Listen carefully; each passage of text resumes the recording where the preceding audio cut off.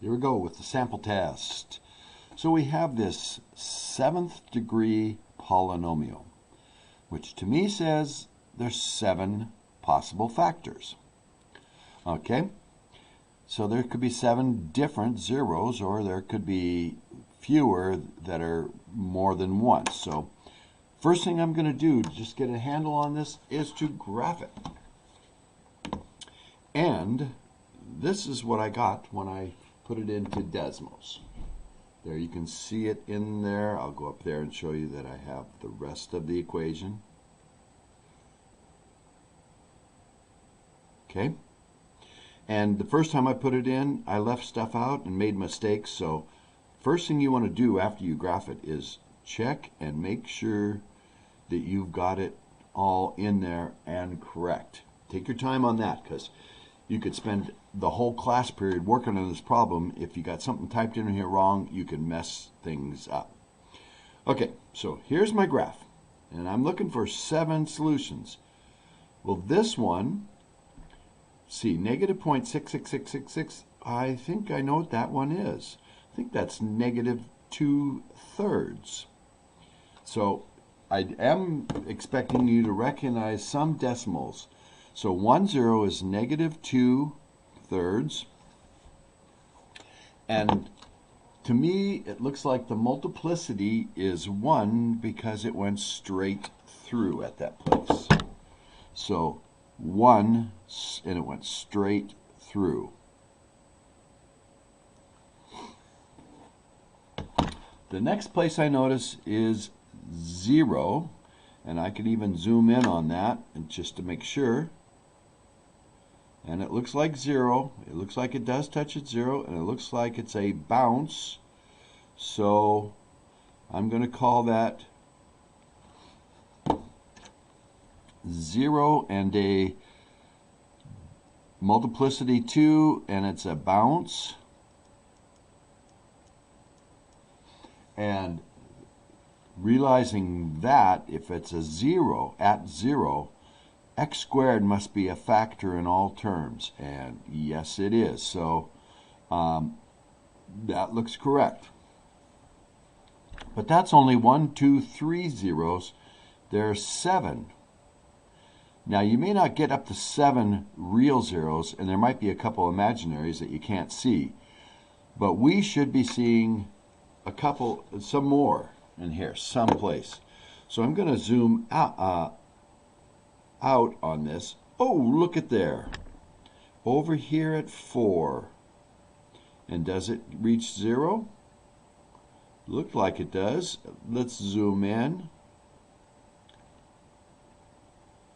And it does look like it bounces at 4. On the calculator, it may not look like it gets all the way down there until you zoom in. So it looks like it hits at 4. And it's a bounce, so it's a double. And so now I'm up to 2, 4, 5 of the 7. So if I'm only missing 2, it could be a quadratic. And so I could use the quadratic formula on what's left. So I'm going ahead and work on this here a little bit. I think my factors, so far what I know about the factors are, it's x plus 2/3,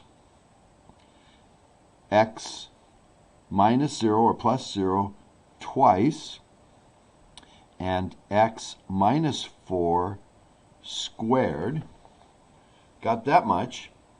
And now to see what I have left, I'm going to do some, first I'm going to take that x squared out of everything, which would leave 3x to the 5 minus 22x to the 4 plus 44x to the 3rd minus 56x to the 2nd plus 128x plus 128. Now, if I'm going to divide, I can do long division, but I think most of you would like to do synthetic division. And I want to get these zeros out of there. We've taken care of those by saying x squared. taking the x squared out. So now I want to put in, let's do the minus 4. It's a little bit easier than the fraction. So if the factor is x minus 4, the 0 is 4, and 0 is what I would put in synthetically.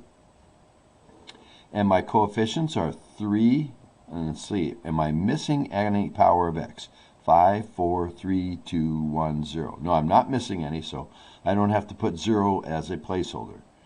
Minus 22, 44, minus 56, 128, and 128. Excuse me. So we add, excuse me, 3 plus 0 is 3, multiply, 12, add, negative 10. Don't forget negatives and plus. You've got to be real careful on this. 4 times that's negative 40, add, and that's plus 4. That's plus 16. So this would make negative 40. That would make negative 160, which leaves, let's see, that's 32 negative, and 4 times 32, oh, negative 128, 0. It looked like it was a 0, so it should go in evenly. And it went in once, but it should go in twice. So I should be able to put 4 in one more time into the remainder here. So 3 plus 0 is 3, times 4 is 12. 12 and negative 10 is 2, added, times, and that's 8, add, 12. 4 times 12 is 48. Negative 40 and 48 is 8. 32 added 0. Cool. So now I'm down from a fifth to the fourth to the x to the third, and I think 2/3. So add the 3, it is nothing, and we get 3 times 2/3 is 2. Add them, we get 4 times 2/3 is, oh, wait a minute, it's negative 2/3. Better be careful here. Negative 2/3 is 0. X plus 2/3, but the 0 is negative 2/3. So 3, negative 2 is 0. Negative 2/3 times 0 is 0. Add, I get 12. Negative 2/3 times 12, so that's multiply by 2, 24, divide by 3 is 8. Negative times a positive is negative 8, and it does go in evenly.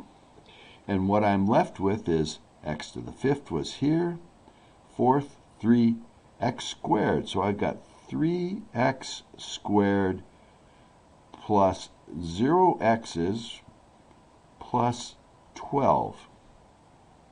That looks like something I can use the quadratic formula, but even though, and I don't even have an x in it, so I could just set this equal to 0, but I see in here a 3 that I can factor out. In fact, if I look at this and multiply these, this would be x times x times x times x. I wouldn't get 3x squared. This is where the 3 comes in. I can put in the 3, factor out the 3, and I'd have x squared plus 4. And so I need to solve this equal to 0. And I can use the quadratic formula. B would be 0, A would be 1, C would be 4.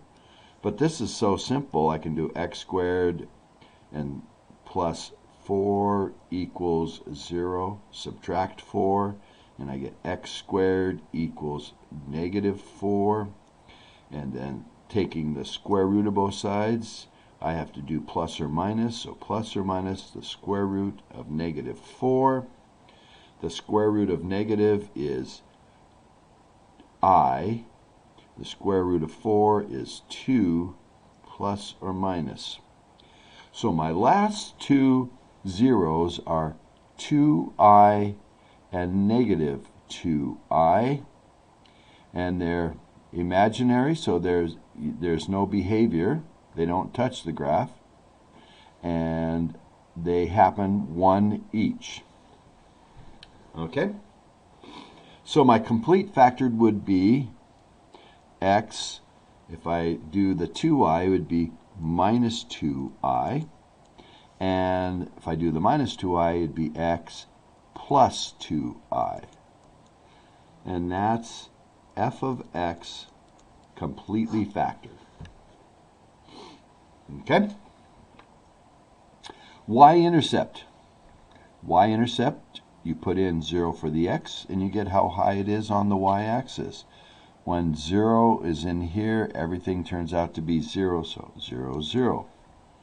My x-intercepts, well, that can't be 0. This says if I put in negative 2/3 into here and add it to 2/3, I would get 0 times everything, which is 0. 0 happens at x squared. When x was 0, 0 squared would be 0 times everything would be 0. If I put in 4, 4 minus 4 would be 0 squared, 0. Yeah, so 4 is an x-intercept, and doesn't touch the x-axis at these, so there's no more x-intercepts. Now you could say, well, sort of. If you put in plus 2i, you would get 0, and that is true. And if you put in minus 2i, you would get 0. So you can put those in or not. Probably better to put them in. Those are the different x-intercepts, the things that will make this come out to be 0. These aren't real intercepts, but they do give you 0, which is kind of the definition of an x-intercept. You won't see it touch the x-axis. We saw the x-intercepts here at 4, 0, and at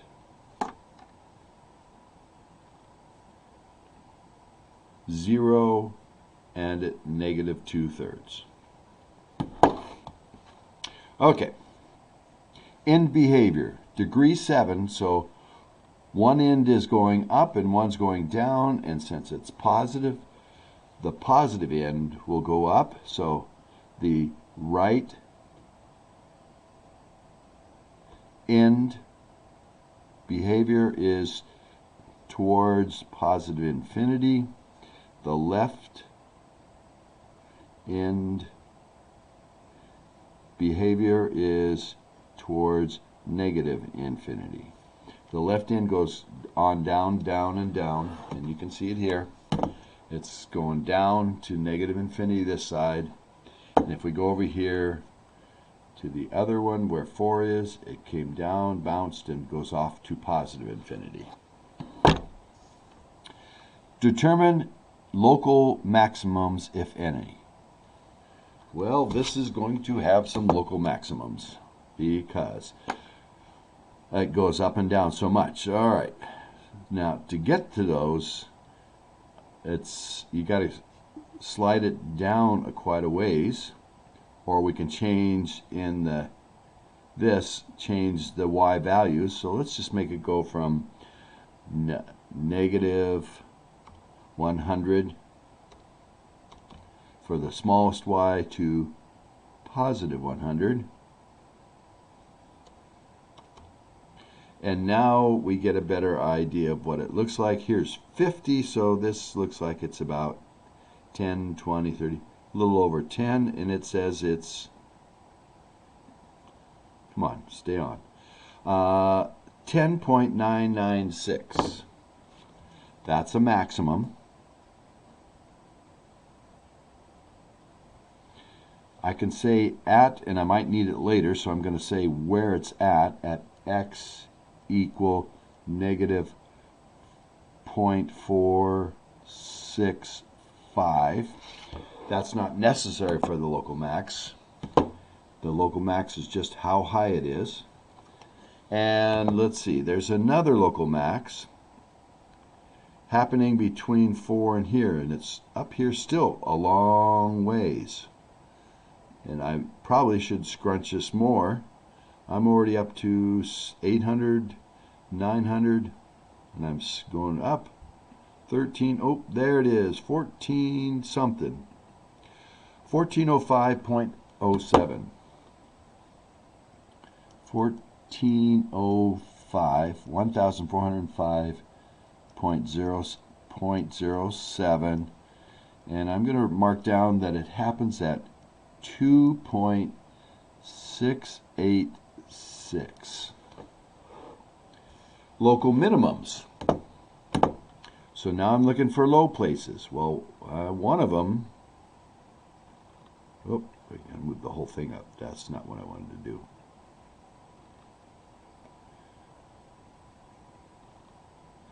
Local minimum is this one where I'm in the channel I'm in here. They're getting closer and closer and closer as it go down, and we know that it was at 0. There's a local minimum because it bounced off the axis at 0. Keep on going up there. There's a local minimum. It's a low spot in its area. It's also a 0, but it's 0. A local minimum, there's one of 0 at x equal 4. And there's also another one of 0 at x equals 0. So there's those two local minimums, and I believe there is, let's see, was there another one? No, it kept on going down. So there's 1, 2, 3, 4, 5. So this keeps going down. There's a local minimum there and a local minimum there, and that's it. So the local minimums are both 0 because they end up right on the y-axis. Bouncing causes them to be on minimums or maximums on 0. Determine the interval where f of x is positive. Well, positive means greater than 0. 0 is not positive. So this is positive here. All the heights are greater than 0, and it goes from there to there. That intercept was negative 2/3, and that one's 0. And it's positive here, so it seems like we could keep going. But at 0, it was 0, and that's not positive. So I have to break that into two intervals. From negative 2/3 up to 0. And from 0 to 4. Remember, it came down and went through up. Negative 2/3, bounced at 0, bounced at 4, and went up. So it's positive here up to 0. And then it's positive again from there to 4. And then it's positive after that. It's just not at positive at 0, 4, or negative 2/3 and less. So between negative 2/3 and 0, not including 0, 0 to 4, not including 0, not including 4, and union from 4 to infinity. Where is it decreasing? That means going down. Well, you might think that's going down, but you read it left to right, and this is going up. Then it decreases from here to there, from that max to that min. That min's at 0 in the x. This max was where? Negative 0.465.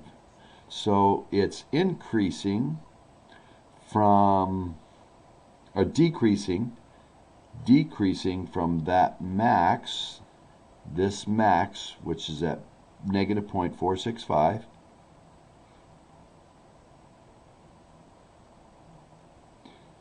and it's not decreasing there, it's changing right at 4.65, so not there, and up to 0 it was decreasing, but at 0 it's not increasing or decreasing. After that it increased up to the next max, which was there, and then it decreased back down to 4, or down to 0 by 4. So the other union, the other interval, it's from 2.6 68624. And notice I'm always talking about the X location on each one of these.